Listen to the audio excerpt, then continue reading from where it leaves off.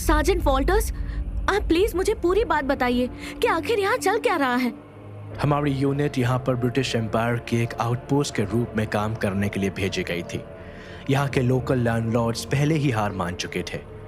आसपास के गांव वाले हमारा सपोर्ट करते थे क्योंकि उनके लिए हम एक सेवियर थे जिन्होंने लोकल लैंडलॉर्ड से उनको फ्री करवाया था। ऐसा ही एक गांव था, चार भाटा।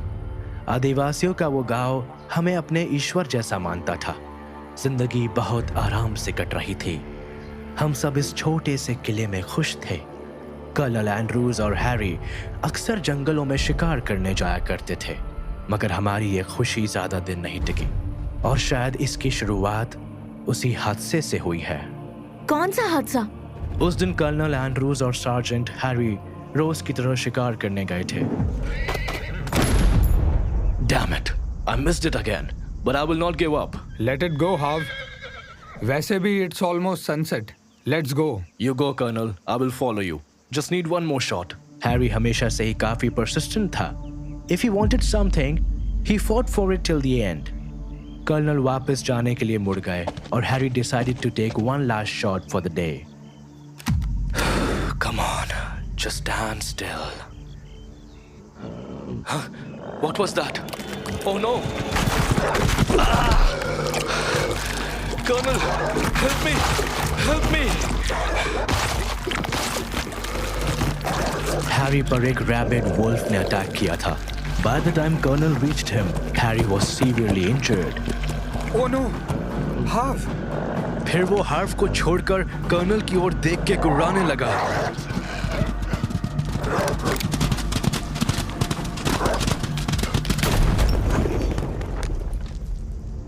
कर्नल ने उस रैबिट वुल्फ को तो मार दिया, पर हैरी बहुत ज्यादा इंजर्ड था। उसको फोर्ट तक लाना पॉसिबल नहीं था। Oh, Hav, you are injured, and I think your leg is broken. I cannot move, Colonel. I don't want to die. किस्मत से उस वक्त चार भाटा के दो गांव वाले वहीं से गुजर रहे थे। गांव उस जगह के पास ही था, इसलिए कर्नल उसकी मदद से हैरी को गांव तक ले गए। Hav, ये villagers तुम्हें first aid देंगे. Till then, I will return to fort and send a few soldiers to get you. Colonel, it is hurting too much. Don't worry, Hav. You will be all right. Colonel जब तक fort पर लौटे, भारी बारिश शुरू हो चुकी थी। कर्नल को हैरी की फिक्र हो रही थी। वो तुरंत एक टीम भेजकर उसको फोर्ट पर वापस लाना चाहते थे। Sergeant Walters, we have to get Hav back. Colonel, weather बहुत खराब है। ऐसे में रेस्क्यू टीम गांव तक बड़ी मुश्किल से पहुंच पाएगी और ऐसी वेदर में हैरी को लाना उसके लिए और दिक्कत कर सकता है। Let's wait till the weather clears. But Walters, Trust me, Colonel. वो विलेजर्स उसका पूरा ध्यान रखेंगे। We will get him back soon. सुबह तक बारिश रुक चुकी थी और आसमान साफ हो चुका था। मैं और कर्नल एंड्रूज एक टीम लेकर गांव की ओर रवाना हो गए, पर हमें नहीं पता था कि वहां कल रात एक अलग तरह का तूफान आया था। बस सब विलेज थोड़ी ही दूर है। आई एम श्योर विलेजर्स ने हैरी का अच्छा ध्यान रखा होगा। These tribals really think we are here to liberate.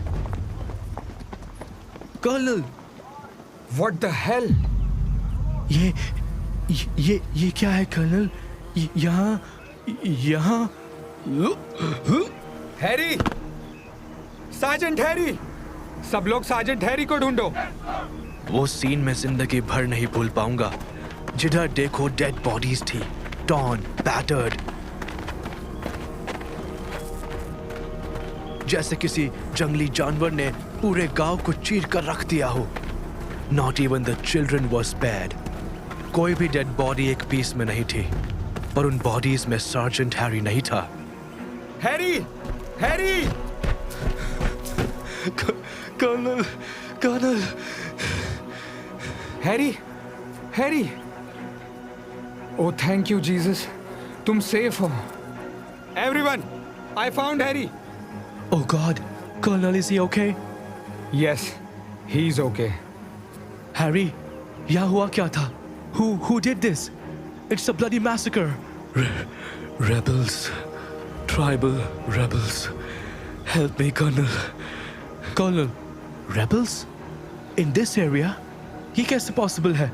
I'm sure ये काम किसी animal या pack of animals का है. वो सब हम बाद में देख लेंगे वॉल्टर्स। पहले हाव को फोर्ट ले चलते हैं, और अगर ये किसी वुल्फ पैक का काम है तो they might be near by. Let's go, इससे पहले कि वो वापस आ जाएं। हम हैरी को वापस ले आए। विलेजर्स की फर्स्ट एड से उसके वुंड्स तो मैजिकली हील हो चुके थे, but he had high fever और स्ट्रेंजली उसका लेग भी फ्रैक्चर्ड नहीं लग रहा था। कर्नल, वॉल्टर्स, क्या हुआ? Everyone is scared colonel. ऐसा अटैक तो आज तक नहीं देखा। भेड़िए भी इस तरह से इतने ब्रूटल नहीं हो सकते हैं।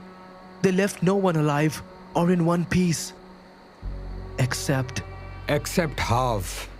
आई नो वॉल्टर्स, ये सब बहुत स्ट्रेंज है। आई थिंक हैरी हमसे कुछ छुपा रहा है। ये कैसे पॉसिबल हो सकता है कि रेबल्स ने सबको मार दिया and they left him? Exactly, colonel. मुझे तो कुछ समझ नहीं आ रहा है। कम वॉल्टर्स। Where? हैरी से बात करने। यहाँ अनीता के सामने एक हैरी का सच पता चल रहा था, और वहीं दूसरी ओर ड्रैकुला जंगल की गहराइयों में उतरता जा रहा था। जब मैं इंडिया आया था तो मैंने ये बिल्कुल एक्सपेक्ट नहीं किया था कि मेरा सामना लुटन से होगा, पर अब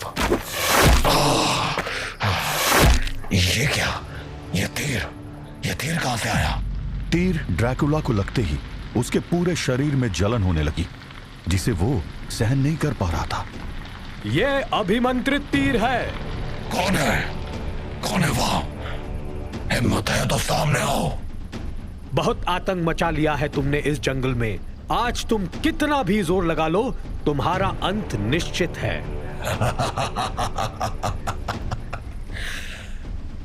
ऐसी धमकियां मुझे 400 सालों से मिल रही है, और मैं आज भी यही हूं।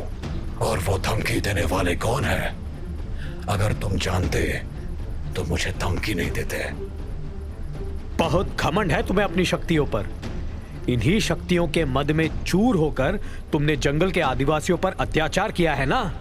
आज हम देखेंगे कि तुम्हारे अंदर कितना सामर्थ्य है। चलो पहले इन शिकंजों से छूट कर दिखाओ। तुम्हें क्या लगता है कि मैं थोड़ी सी जलन सह नहीं सकता?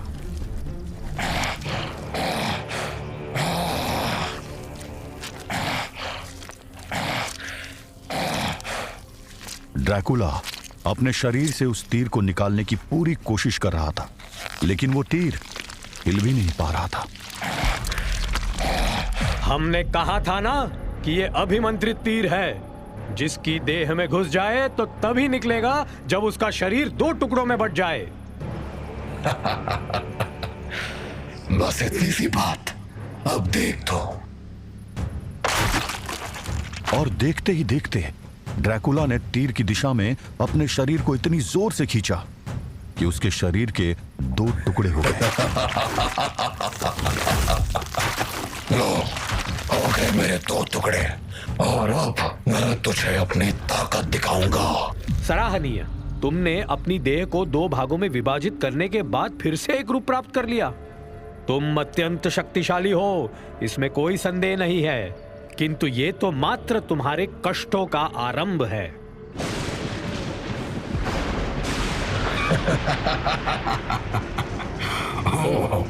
तो तुम मुझे कैद करना चाहते हो? ये तदित ऊर्जा से बनी कैद है। तुम अगर जरा भी हिले तो ये ऊर्जा तुम्हारी देह को भस्म कर देगी। तुम राख हो जाओगे। मुझे राख में मिलाने का ख्वाब देखने वाले खुद खाक हो गए। उसने जानबूझकर बिजलियों से बनी उस कैद को छुआ था, जिसने उसके पूरे शरीर को राख कर दिया। लेकिन तभी उसकी राख एक तेज और बड़े भंवर में बदलकर जोर से साधु के आसपास घूमने लगी, और ड्रैकुला का शरीर फिर से पहले जैसा हो गया।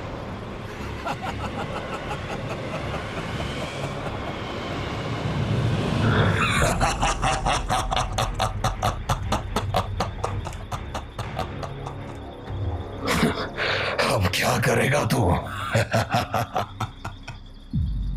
मायावी, शक्तिशाली, किंतु अत्याचारी। अत्याचार क्या होता है? ये तो तुझे मैं बताऊंगा।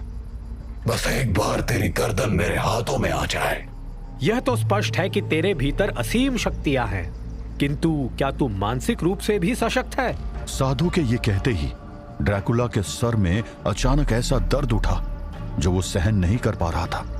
दर्द की वजह से उसकी आंखें तक बंद होने लगी थी। क्या हुआ? एक मामूली सरदर्द ने तुम्हें परास्त कर दिया?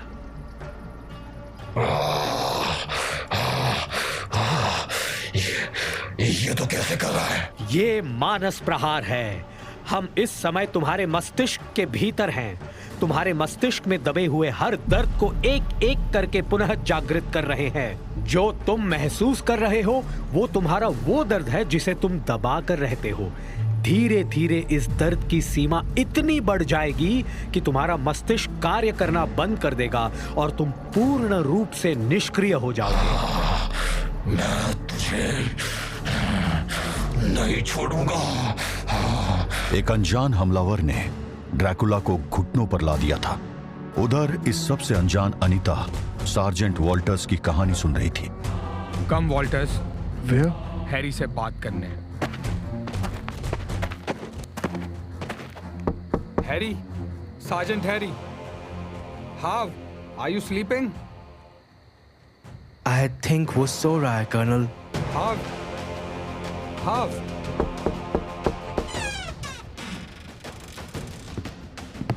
Harry, how Walters, come inside Walters. What happened, colonel? Oh no, Harry किधर है?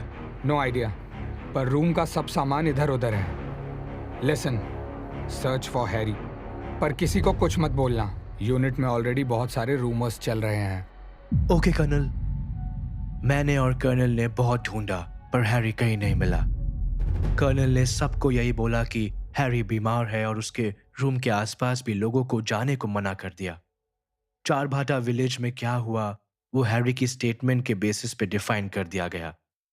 कर्नल ने सबको कन्विंस कर दिया कि एरिया में रेबल एक्टिविटी है, पर अब मुझे सब समझ आ गया है। क्या समझ आ गया है?